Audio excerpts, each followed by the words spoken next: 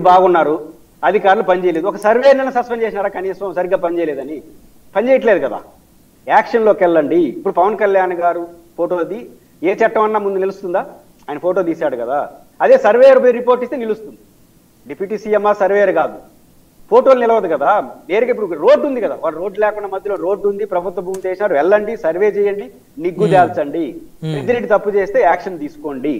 ఆ యాక్షన్ లోకి నేను ఎందుకు కొంత అనుమానం వ్యక్తం చేస్తున్నానంటే, వాళ్ళు దానికి కమిట్ అవుతున్నారు. పెద్దిరెడ్డి రామచంద్రారెడ్డి వాళ్ళు మాకు సంబంధం లేదు, వాళ్ళకి మాకు సంబంధించిన బంధువులు మా పన్నులు అన్నట్లా మాదే అని చెప్తున్నాడు మిథున్ రెడ్డి.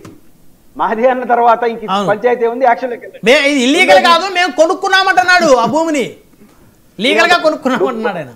ఆయన కొనుక్కుంటున్నాడు, మీరు కాదని చెప్పి నిరూపించాల్సింది ఎవరు? పెద్దిరెడ్డి మిథున్ రెడ్డి కాదు. నేను లీగల్ గా కొనుక్కున్నానండి, ఆ పట్టా మాదే అంటున్నాడు. కొంతమంది ఏం చేస్తారు, వాళ్ళదే అయినా కూడా మాది కాదు, మా ఇంట్లో పని చేసిన వాడిది పెడతారు.